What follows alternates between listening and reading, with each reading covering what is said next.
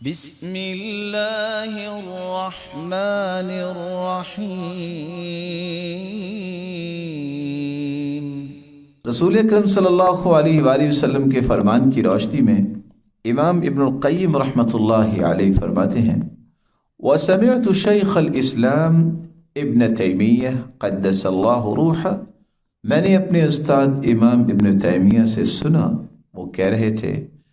ان فی الدنیا جنہ من لم يدخلها لا يدخل جنت الآخرہ، دنیا میں بھی اللہ نے ایک جنت رکھی ہے، جو اس جنت میں داخل نہیں ہوتا وہ آخرت میں بھی جنت میں داخل نہیں ہوگا۔ وقال لی مرہ، اور ایک مرتبہ میرے استاد نے مجھے کہا،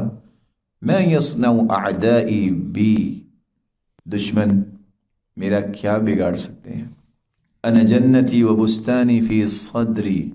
میرا باغ اور میری جنت میرا سینہ ہے، ان رحت فہی معی، اگر میں کہیں چلا جاؤں تو یہ باغ اور جنت میرے ساتھ ہے، لا تفارقنی، مجھ سے جدا نہیں ہوگی، ان حبسی خلوہ وقتلی شہادہ واخراجی من بلدی سیاحہ، اگر مجھے جیل میں بند کر دیا جائے تو میرے لیے خوشی کا موقع ہے کہ میں اللہ سے خلوت میں باتیں کر سکوں، وقتلی شہادہ، اور اگر انہوں نے مجھے قتل کر دیا تو میرا قتل یہ شہادت کے درجے کو حاصل کرنے کا میرے لیے بہترین موقع ہوگا، وإخراجی من بلدی سیاحہ، اور اگر میرے اس شہر سے مجھے نکال باہر کیا جائے تو میرے لیے سیاحت کا موقع بن جائے گا۔ وکان یقول فی محبسی فی القلعہ، جب انہیں جیل میں بند کیا گیا تو وہ کہا کرتے تھے، لو بذلت ملء هذه القاعة ذهبا ما عدل عندي شکر هذه النعمة، جتنا یہ جیل کا احاطہ ہے اگر میں سونے سے بھر کے بھی خرچ کر دیتا تو اس نعمت کے برابر وہ نہ ثواب اور اجر کو پہنچتا جو اللہ نے مجھے اب نعمت عطا کی ہے۔ وہ کون سی نعمت ہے کہ میں اپنے رب سے خلوت میں باتیں کرتا ہوں اور اس کے قریب ہونے کی سعی حسیس کرتا ہوں۔ او قال ما جزیتهم على ما تسببوا لي فيه من الخیر، میں اگر اتنا سونا بھی دے دوں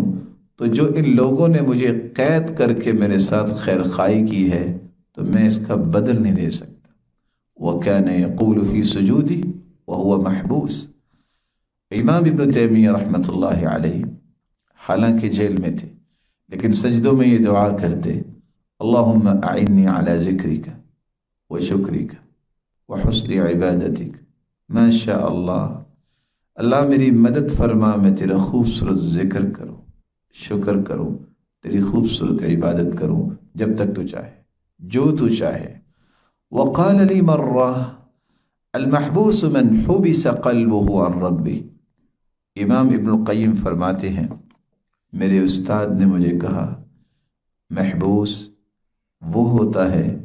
جس کا دل قید ہو جائے، اپنے رب سے دور ہو جائے، والمأسور من اسرہ ہواہ، اور اصل قیدی وہ ہوتا ہے جس کی خواہشات نے اسے قید کر رکھا ہو۔ ولما دخل الى القلعہ وصار داخل صورها نظر الیہ وقال، جب اس جیل میں انہیں بند کیا گیا جو قلعہ کی جیل تھی تو انہوں نے دیواروں کی طرف دیکھ کے کہا تھا، فضرب بینہم بسور لہ باب باطنہ فیہ الرحمہ وظاہرہ من قبلہ العذاب، یہ دیواریں تو حائل کر دی گئی ہیں لیکن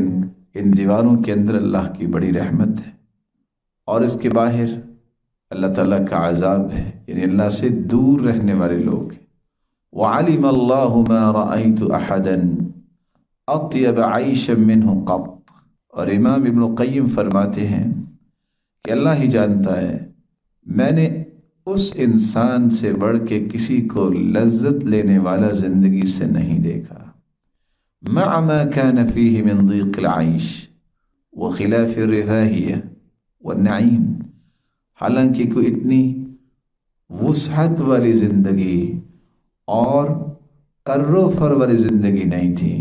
लेकिन चूँकि वो अल्लाह के ज़िक्र और अल्लाह के शुक्र, उस पर तवक्कुल और एतमाद और भरोसे की ज़िंदगी थी, जिस तरह वो खुश थे मैंने आज तक किसी को खुश नहीं देखा। बल्कि जब उन्हें कैद किया गया और उन्हें डराया धमकाया गया और उन्हें थकाया गया, इसके बावजूद वो सबसे हशाश बशाश और एक्टिव नज़र आए और वो कहा करते थे अल्लाह ने मुझे और शरअ सदर अता कर दिया है। हालांकि आम दुनिया की आदत है जब वो किसी मुसीबत में चली जाए तो खौफ डेरे जमा लेते हैं, अल्लाह के बारे में शक और इर्तियाब उनके करीब आ जाता है, ज़मीन तंग महसूस होती है। लेकिन जिनका अल्लाह से ताल्लुक़, अल्लाह से मोहब्बत मज़बूत होती है, उनके लिए कोई वक्त, उनके लिए कोई जगह, कोई परेशानी का बाइस नहीं बनती, क्योंकि वो समझते हैं ये ज़मीन भी अल्लाह की है, मैं भी अल्लाह का ही बंदा हूँ और मुझे उसकी ज़मीन पर रह के उसी की इबादत में लज्जत लेनी है और उसी को राज़ी करने की कोशिश करनी है, जिसके नतीजे में अल्लाह अज़्ज़ल जलाल उसके लिए फिर अमल के दरवाज़े खोलते हैं। और अल्लाह अज़्ज़ल जलाल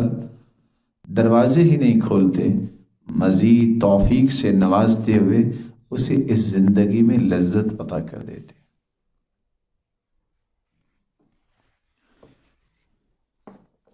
और इसकी ज़िंदा मिसाल इमाम इब्न तैमिय्या रहमतुल्लाहि अलैहि की वफ़ात है। उसी जेल में ही फौत हुए, उनके भाई उनके साथ थे। वो बयान करते हैं जेल में दाखिल होते ही कुरान की तिलावत शुरू की, 80 मरतबा कुरान को ख़त्म किया। जब 81वीं मरतबा वो कुरान ख़त्म कर रहे थे और जब इस आयत पे पहुँचे, फ़ी मक़अदि सिद्क़िन इन्द मलीकिन मुक़्तदिर, मुस्कराए और अपने रब के पास चले गए। अल्लाह अज़्ज़ल जलाल उनके दरजात को बुलंद फरमाए और जो अल्लाह अज़्ज़ल जलाल के साथ ताल्लुक़ और अल्लाह अज़्ज़ल जलाल से मोहब्बत और उस पर यकीन और एतमाद की मिसाल कायम करके गए हैं, अल्लाह अज़्ज़ल जलाल हमें भी ऐसा तवक्कुल और एतमाद और सच्ची मोहब्बत नसीब फरमाए।